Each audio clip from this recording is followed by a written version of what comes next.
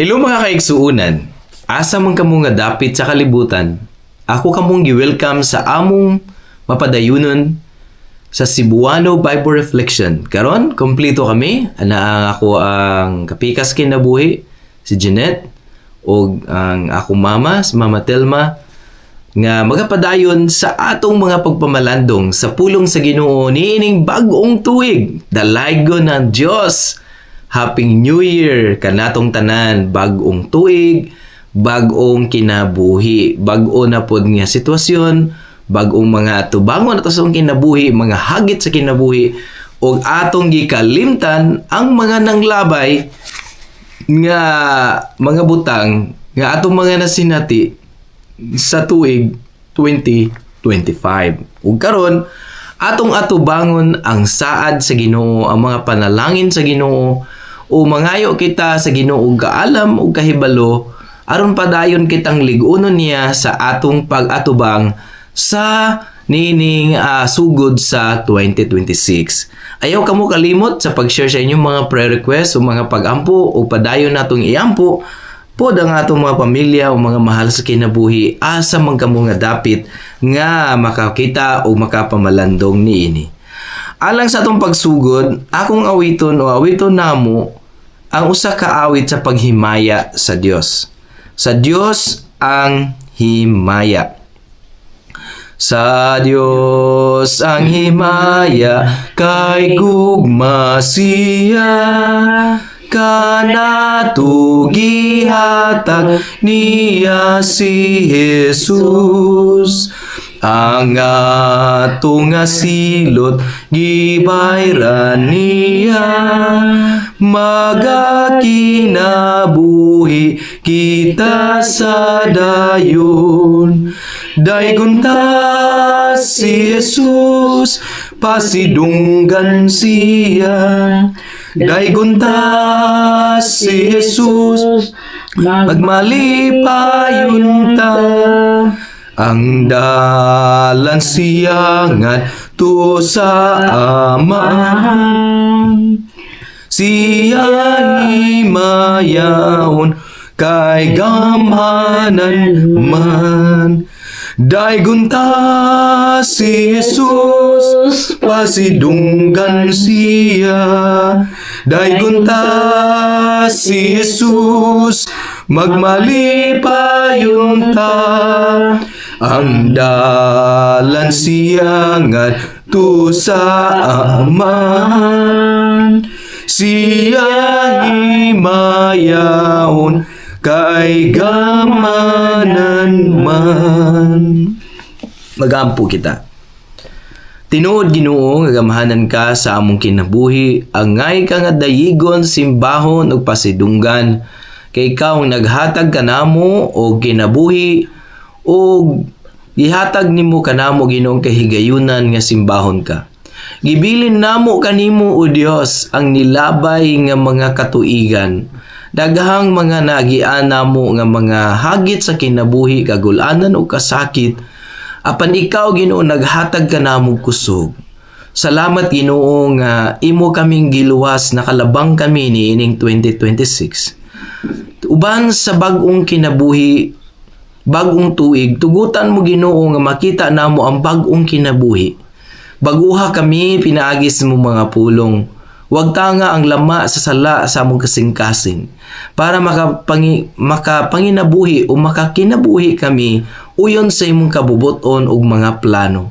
Lamdagi kami Ginoo sa pinagis mo mga pulong. Pasaylua kami sa tanan namong sala sa munahuna na sulti o mga nabuhat, sa mga gipasaylo namo ang mga nakasala kanamo ug ikaw usab Ginoo maghatag kanila gugma sa ilang kasing-kasing ug kalipay. Sa amo makigsuunan asa mang panig sa kalibutan, ikaw Ginoo magapanalangin, magagiya ug maghatag kalipay sa ilang kasing-kasing. Pinagi sa balaang espiritu ako nagaampo. Lamdagan mo ang imong mga pulong nga makahatag og kadasig, makahatag og kabag-uhan, makahatag og kalinaw sa among kasing-kasing ug kalag. Langitong Amahan, ikaw ang among gisampit niining kahigayunan sa pagpasidungog diha sa imong ngalan sa among mga pagsimba sa among panimalay. O uban sa among mga viewers asa man sila nga dapit sa kalibutan. Kaya mo pagampo sa ngalan ni Jesucristo nga amon Dios ug manluluwas. Ang atong pagtulunan karon, atong makita kini dinhi sa sulat sa Biblia ni Apostol Pablo sa ikaduhang Korinto kapitulo 5, no, ato ang utrohon o namoy Biblia ako kamong gihanyo nga inyo kanang ablihan sa ikaduhang Korinto kapitulo 5 versikulo 17 or 2 Corinthians chapter 5 verse 7.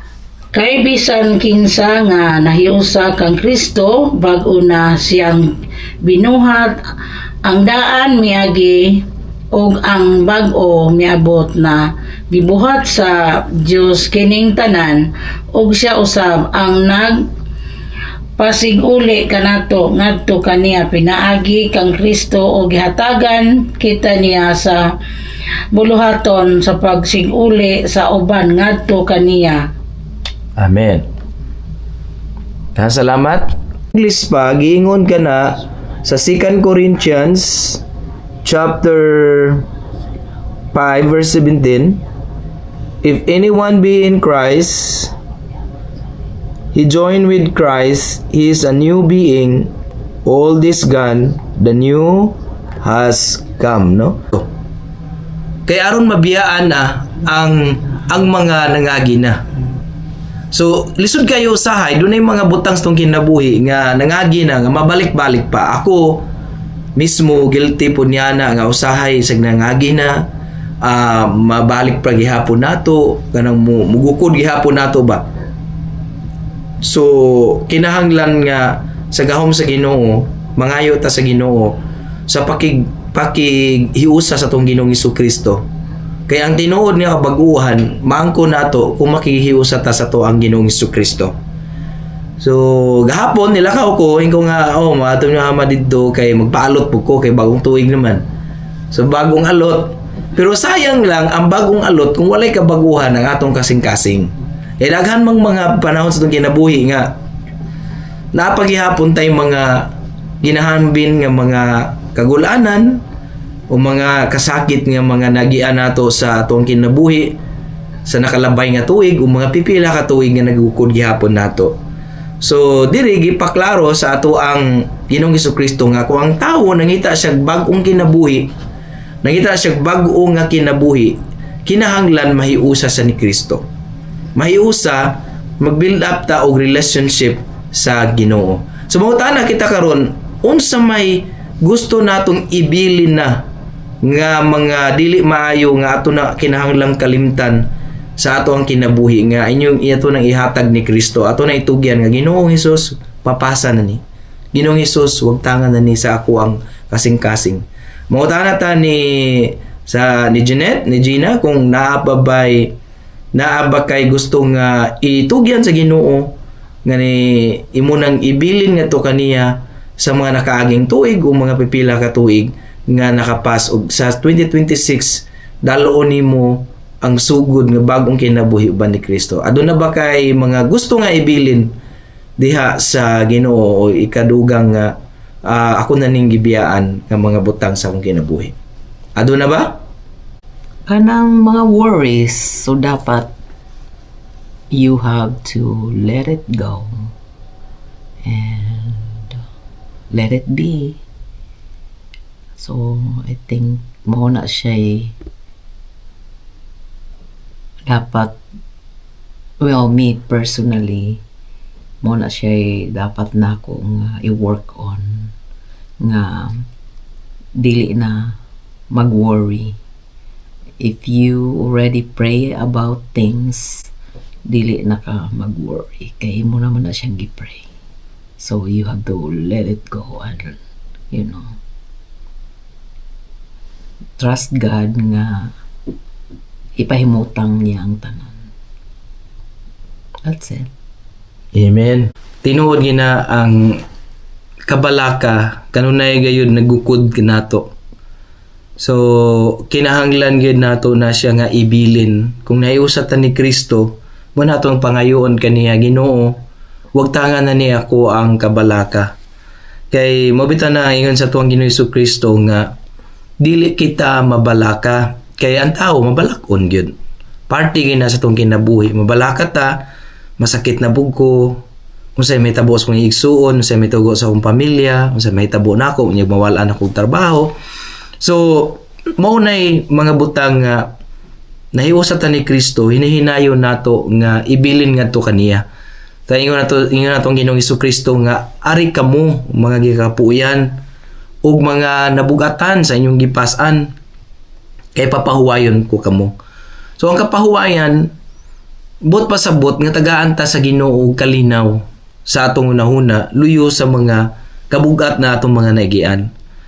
Kung atong tutukan ang mga problema sa atong kinabuhi, dili ta maka-move on. Dili ta makapalay. Matanong, mingon ko sa kumay igsuon, may ana nga, bisan na ay mga kabugat, ipakita nato nga na Diyos, na si Kristo itong kinabuhi. Nga, nakasmile ka gihapon. Murabag ka nang wala ka mabutang na sa box ba nga. Kung naa na si Kristo ni mo, nahiusa ka niya, kana na kay bagong kinabuhi, wala nakasulod sa usa ka box, kana bitang mura kag nakakahon, nga mura wala kay way out. No, kung naa ka ni Kristo, giputol na niya ang mga gapos sa mga kabalaka, giputol dito sa cross, nga gikamatian mo na nga bagong kinabuhi, bagong tuig, nagasugod ka nga, nagadevelop ang imong pagtuo, nga dili ka pareha sa una, nga wala kayo mo'y sandigan sa imong kinabuhi. Nga makuha ni mo nga, uy, pareha gud ang mga nahitabo nato ron sa simbahan, nahitabo sa kalibutan. So, na kay big advantage kung na kay dako nga advantage yung kinabuhi kung naa si Kristo nimo kay nama kay bagong kinabuhi nga di man ko pareha sa uban nga wala ko'y paglaom, nama ko'y paglaom sa kinabuhi. Ang Ginoo nako gamahanan, ang Ginoo nako madaugon, akong gipakamatyan sa cross, giluwas ko niya, nako'y dako nga value. So bisan pa unsa may tabo sa kinabuhi, unsa pa'y bagyo nga imong magian, mo nagiingon ni Apostol Pablo nga nahiusa ka na ni Kristo, bag-o ka na. Naana kay bag-ong kinabuhi. Dili na ikaw tong dati, dili na tong ikaw nga wala kay kananaang pagsalig sa Ginoo, dili na to ikaw. Ikaw gipatubo na niya gatimanan kaniya.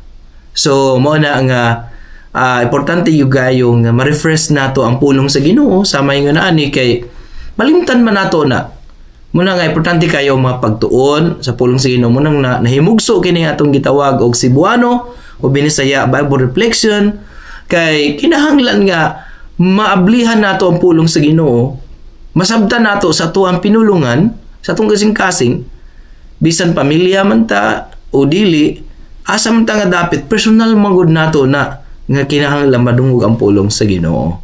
Yan na. O ikaw Matelma, unsa may imong gustong ibili na diha sa katuigan?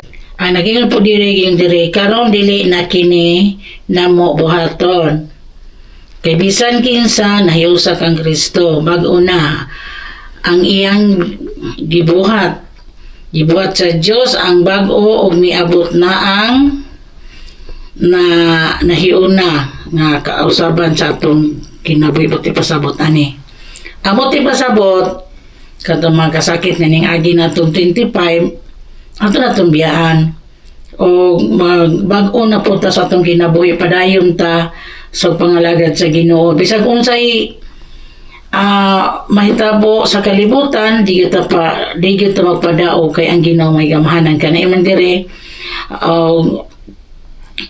hulaton sa pasig-uli sa uban ngadto kaniya mo na nga mo gingon niya nga ang atong kinabuhi sa ragitagya nga ang atong importante nga pasalamatan sa Ginoo nga ningabutan ng mga tuiga nga lahi na po o bag-uho na po nato ang atong kasing-kasing diya pagsugod sa pulong sa Ginoo labi sa atong pamilya usahay na atong pamilya di po nato kalikayan o ato pong iampo sa Ginoo nga taga-ampot tag mga blessing o makugihon dili kay maghulat lang po o naapod sa tanan pero ang Dios nag-ingon lihok tao karong tabangan pud ta niya.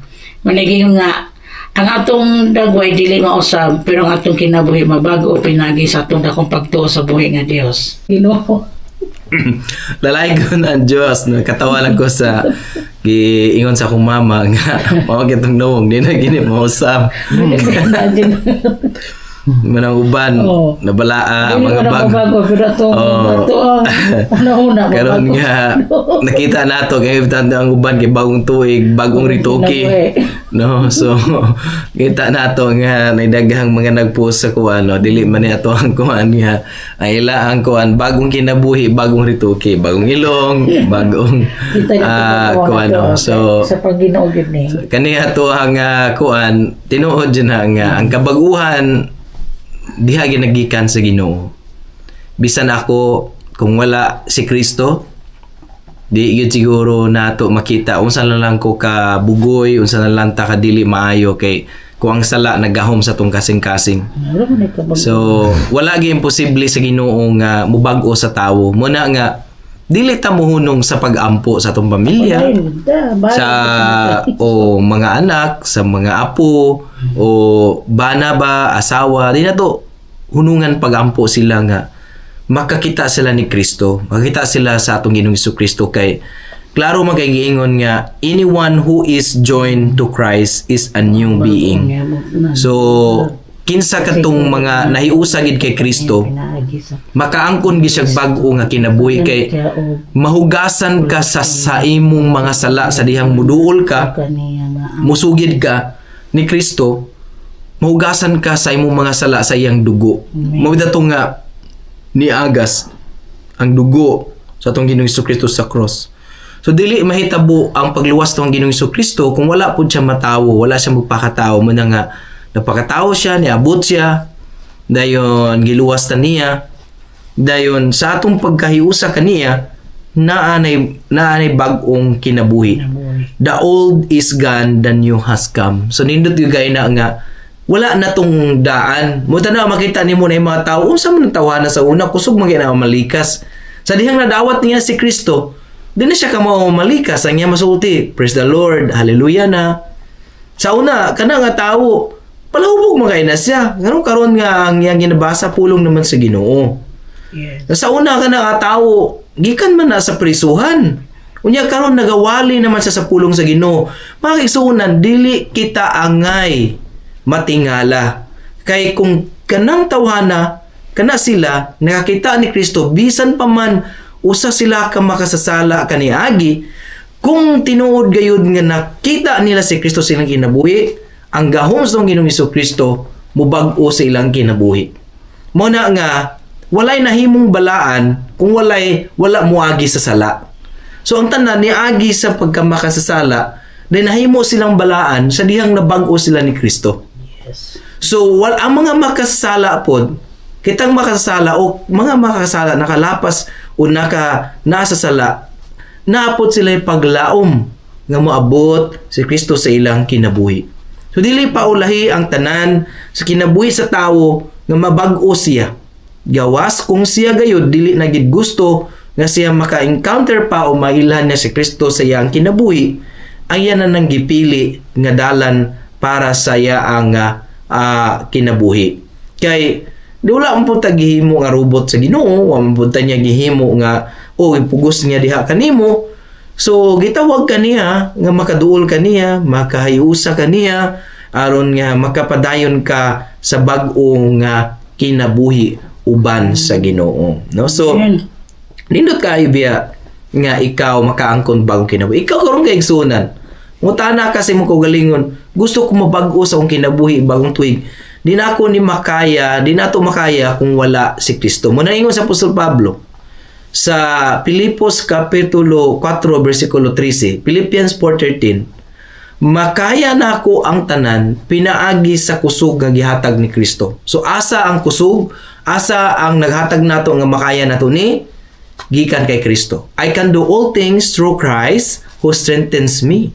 So makaya na ako ni kitagaan ko gahom, kitagaan ko kusog sa akong Ginoong Hesukristo nga atong magbubuhat. So nahinaot ako mga kaigsuonan, asa mo mga dapit sa atong mga pagpamalandong, sa atong pag-ampo, matisok sa atong kasing-kasing, ayaw kalimti kini nga verse atong gitunan karon. Ikaduhang Korinto kapitulo 5 bersikulo 17 nga ang atong basahon pagbalik kay bisan kinsa nga nahiusa kang Kristo, bag-o na siyang binuhat. Ang daan miagi na ug ang bag-o miabot na.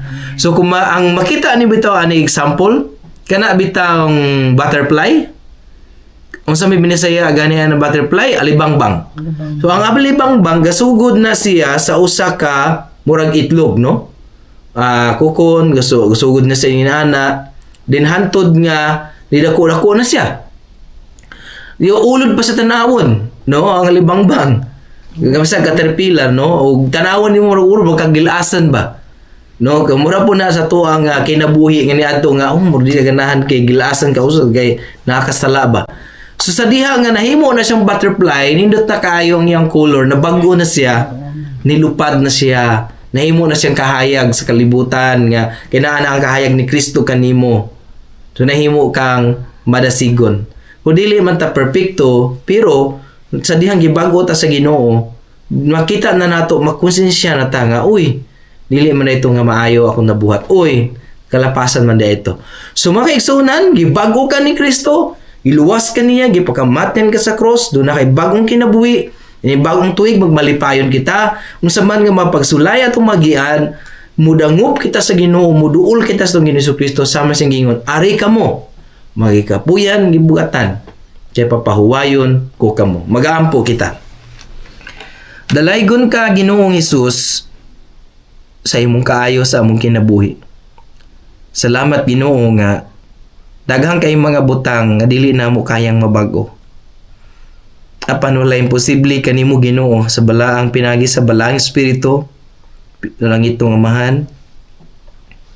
Among gibilin ang tanan nga mga kagulaanan, kasakit, pagdumot, kaguol nga naa sa mong kasing-kasing at ubangon namo ang 2026 uban sa bagong hagit. Aduna may mga pagsulay nga mong magian, ikubi kagulaanan, tabangi kami, Ginoo. Nga tagaan mo kami kusog nga makaya namo ang tanan. Dili man namo makita ang unahan, Amahan nga langit nun. Apan ikaw ang nasayod sa unahan. Ikaw ang nag-una sa among mga dalan. Liguna kami, Ginoo, sa matagigayon sa among kinabuhi. Huwag tanga papasa ang mga lama sa sala o kagulanan kabalaka diha sa among kasing-kasing. Ayuha nga among panglawas. Yung sa man na dunay balatian karon. Ika ni Attorney Joyce yung umabot nga operasyon. Ikaw, Ginoo, magaridi.